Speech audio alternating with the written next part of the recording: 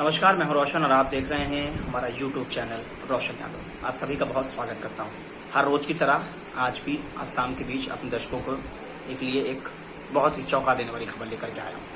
राजधानी लखनऊ में लगातार कोरोना संक्रमितों का आंकड़ा बढ़ता जा रहा है। कोरोना की चैन को तोड़ने के लिए सरकार कई साल एक के बाद एक बड़े फैसले ले रही है। अब सरकार ने एक बड़ा फैसला ये लिया है कि लखनऊ में कोरोना कर्फ्यू बढ़ाया गया है। 10 मई यानी सोमवार सुबह ये लॉकडाउन खुलेगा और कहा जा रहा है कि अभी और बढ़ सकता है।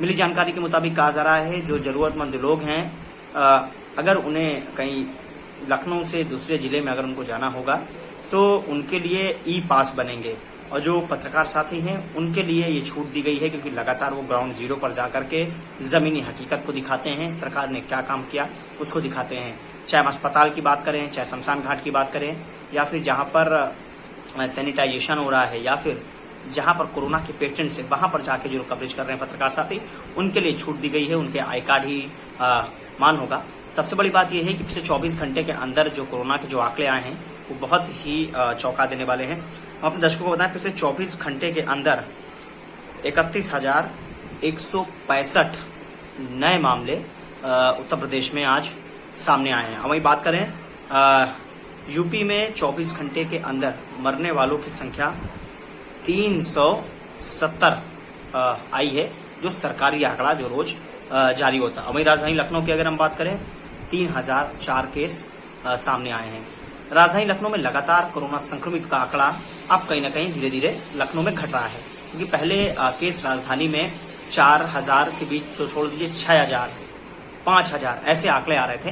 अब कोरोना की चैन को रोकने के लिए सरकार ने जो फैसला लिया, अब सरकार का कहना है कि उस पे अब कहीं ना कहीं हम उस कामयाबी की ओर बढ़ रहे हैं। मुझे लगता है अभी ये कहना जल्दबाजी होगी और हम चाहते भी हैं कि जल्द से जल्द पूरा विश्व इस कोरोना महामारी से मुक्त हो, लेकिन सरकार ने जिस तरीके से तैयारियां पहले नहीं की ये बहुत बड़ी लापरवाही है। सरकार ने आज एक लखनऊ में कोविड अस्पताल शुरू किया है जो DRDO की तरफ से बनाया गया है। 500 बेड जिसमें वेंटिलेटर की और ICU बेड हैं वो 500, जिसमें अब कोरोना के पेशेंट्स भर्ती होना वहां पर शुरू हो गए हैं। खुद मुख्यमंत्री योगी आदित्यनाथ और स्वास्थ्य मंत्री जयप्रताप सिंह वहां पर पहुंचे हुए थे, इसका उद्घाटन किया। इसमें सबसे अहम भूमिका रक्षा मंत्री राजनाथ सिंह की बताई जा रही है क्योंकि वो लखनऊ से सांसद हैं। काफी चिंता थी, इसलिए उन्होंने इस बड़े अस्पताल को बहुत ही कम समय में जल्दी तैयार किया। हमें उम्मीद है कि लखनऊ जल्दी ही कोरोना से मुक्त होगा और पूरा विश्व मुक्त होना चाहिए कोरोना से, यही हमारी संकल्प है।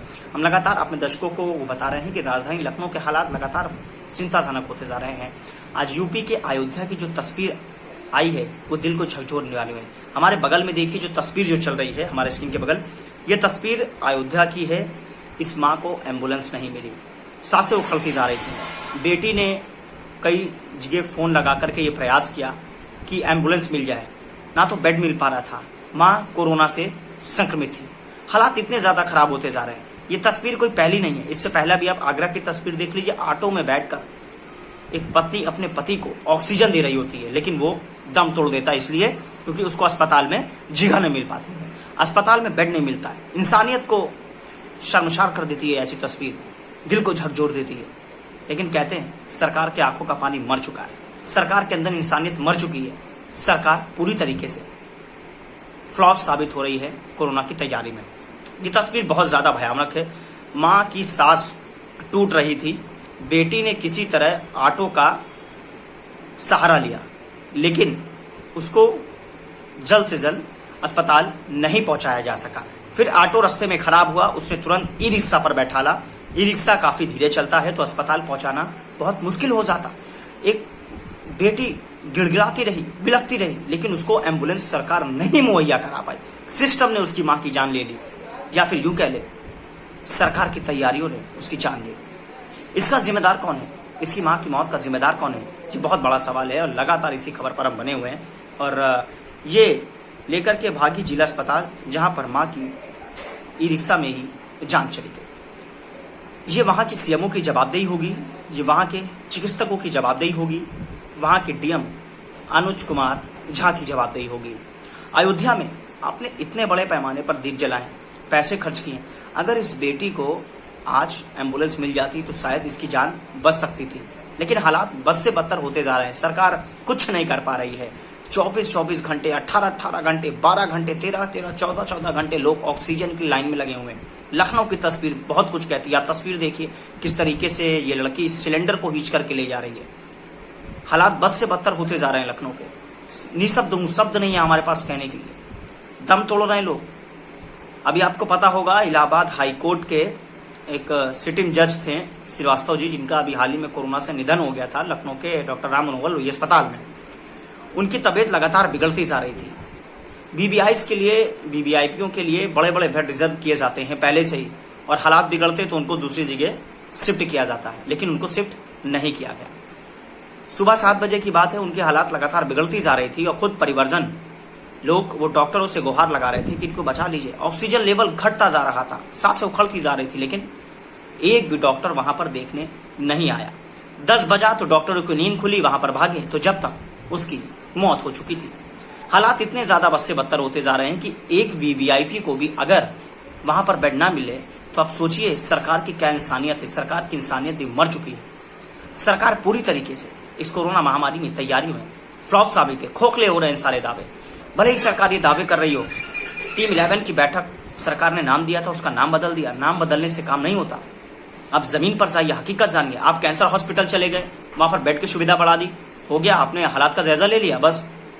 आप डीआरडीओ अस्पताल चले गए, उसका उद्घाटन करा दिया, हो गया।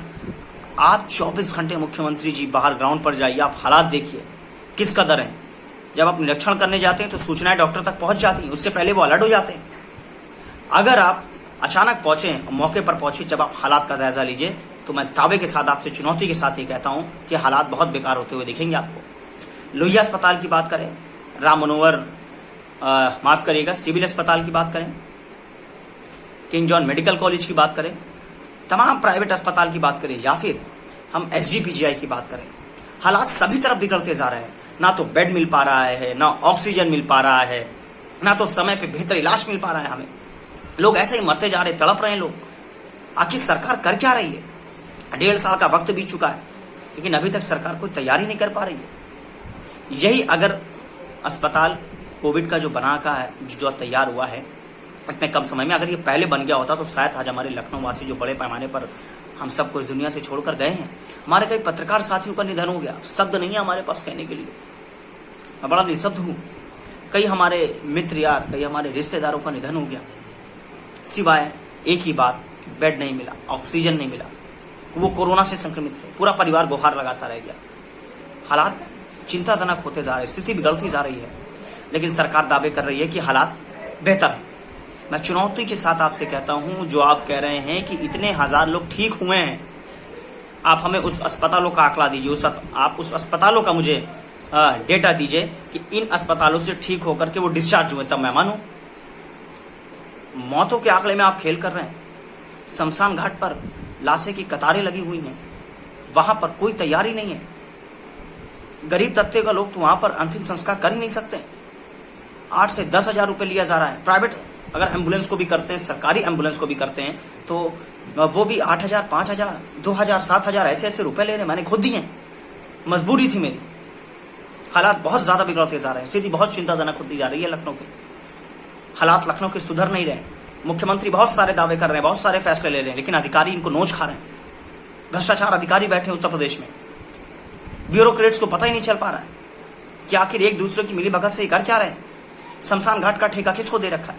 शमशान घाट के मुन्ना कहते हैं कि यहाँ पर कोविड की लाशें एक दिन में 100 से ज्यादा आ रही हैं, सिवाय 1 घंटे सोते हैं, फिर 2 ही लोग हैं वहां पर। नॉन कोविड की अगर हम बात करें, और भी ज्यादा वहां पर लगातार वहां पर लाशें आ रही हैं। लकड़ियां नहीं, आम की लकड़ियां खत्म हो गई हैं। जिले भर से जो लकड़ियां आ रही थी, अब लकड़ी नहीं मिल पा रही हैं।